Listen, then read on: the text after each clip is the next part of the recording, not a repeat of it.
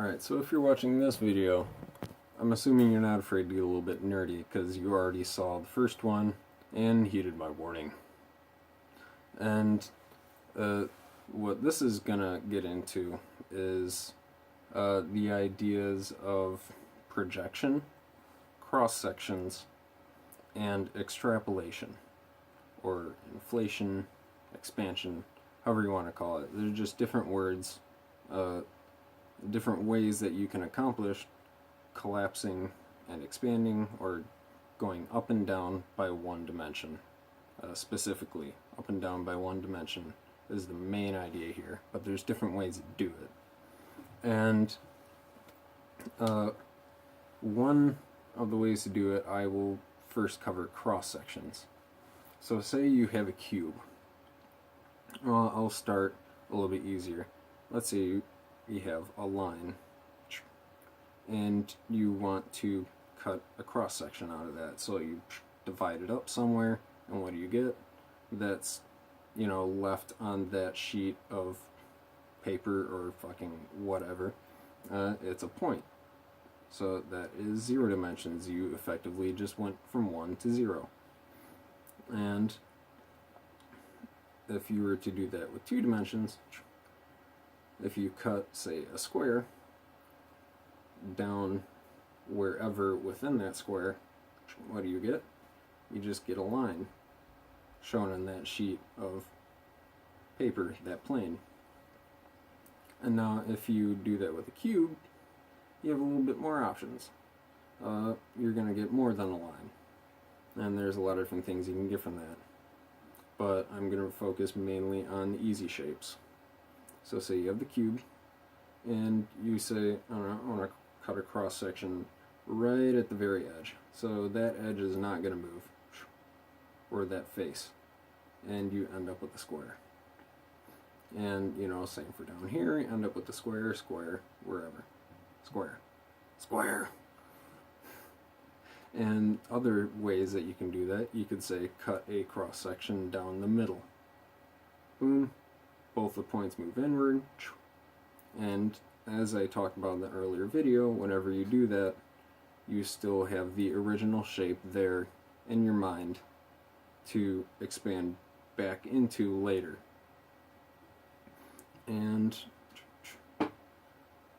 there's also, say, you could cut a diagonal cross section, which you end up getting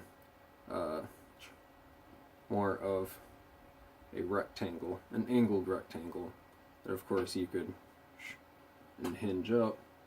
The idea is, if you cut a cube perfectly diagonal, one of the lengths is going to be the square root of 2 times the length of each of the original edges, or about 1.4, or about 1.5, just to go by feel, to have an idea of what you need to do to visibly keep that same shape. And then there are projections. Projections can get pretty cool. There's different ways you can do it, of course. And sometimes it's the exact same as cross sections. So say I'm going to project this cube onto this plane right here, just right at the face. It's the exact same thing. But if I place the plane here, and I'm assuming what's projecting it is all going in a straight line, so it's not going to grow or shrink or anything. It's just going to move over here, and boom, it is stuck into this plane. And then you still have the original shape in your mind over here, and you're just imagining that this is sort of, a projection, like a projection screen. And if you move this, everything around, it's up like that. If you move just the projection screen, you start getting different things. So say, if you have sort of the projection going straight that way, and the plane is at an angle, one is going to have to travel a lot farther before it hits that screen. Boom, so, it ends up really weird, kind of over here. and then you can go from that and just sort of back into the original shape, depending on what you're doing, of course. I'm just sort of feeding you information. And another fun thing you can do is say you have closer to what an actual projection would be, assuming the projector is not super far away, is it'll come out at an angle, and if you are projecting that, you know, not right at the face of the object, it's going to get bigger. So one idea that this can get fun with is when you have the cube and you project it forward at the person who's watching your light show. What you get, it expands, and then you can bring it back.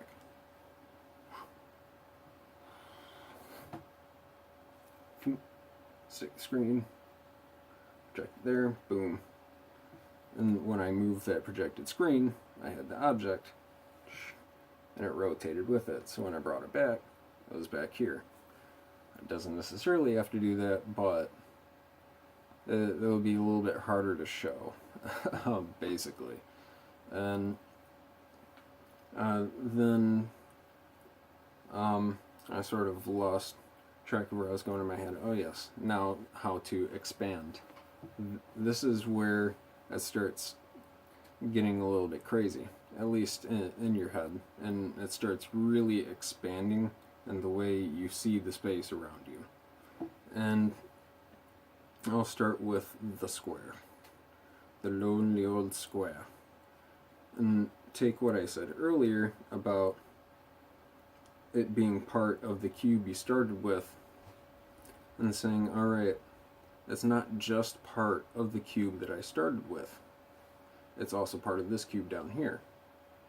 Or you could say that it is a cross-section of a rectangular prism that is double the length of the square face on each side.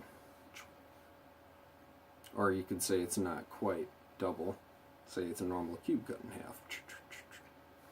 The effect is it's sort of whatever you want it to be, but it's easiest to at first stick with the more simple shapes. Just say it's all cubes for now. You have that cube and that cube. Alright, so whenever I have that square, I have these two cubes up and down, and when I hinge that square, I hinge those two cubes with it. And in fact, the one on the bottom here gets point isolated in the center.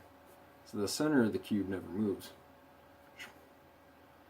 And in fact, when you turn it, because the cube is equal on all sides, that's still the same cube. So you have that square, and boom, you move that down. Pretend this is imaginary, this cube is still there.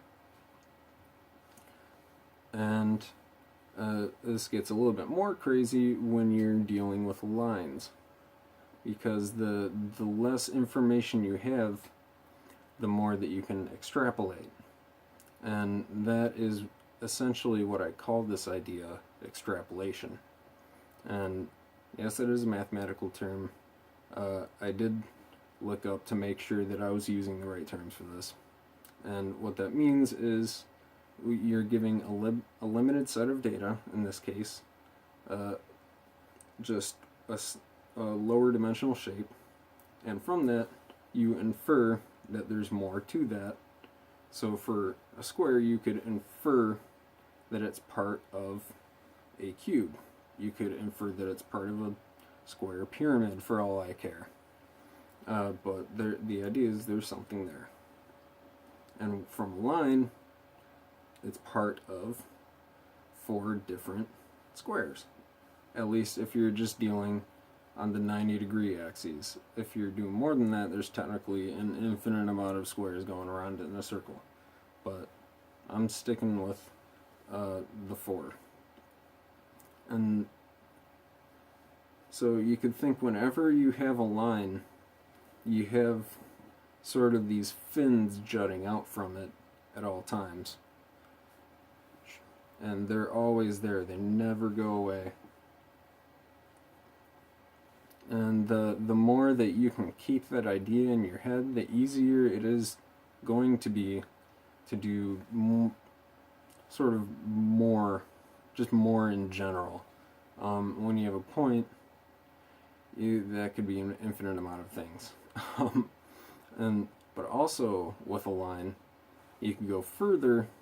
When you get more used to this, this is sort of where I'm still getting more used to this, is that this is not only a part of different squares, it's an edge of multiple different cubes.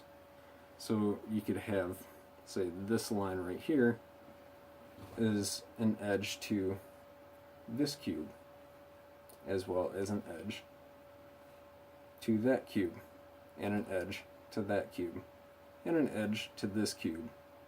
So from one line, I'm seeing 4 different cubes lined up with it that it is part of, that I just sort of infer that it's a part of. And that is a very powerful idea. There is a lot to do with this concept, just sort of this way of thinking, more or less. And this is honestly just things that I took from geometry, just knowledge of mathematics. So I hope you can, maybe not only play with this, maybe even have a little bit of more of an appreciation of mathematics than you did going into this. Surprising enough, this may not have been the place you expected to learn that, but that's what I'm going towards. So I hope you liked this video. I hope this was nerdy enough for your nerd pleasure. If you were going to this one, you knew it. You knew it was coming. Don't say I didn't warn you. Let me know how you like this video. If there's things I could have explained better, things you want me to do in a future video, yada yada yada. So, hope you enjoyed this. Have a good day, guys. Peace.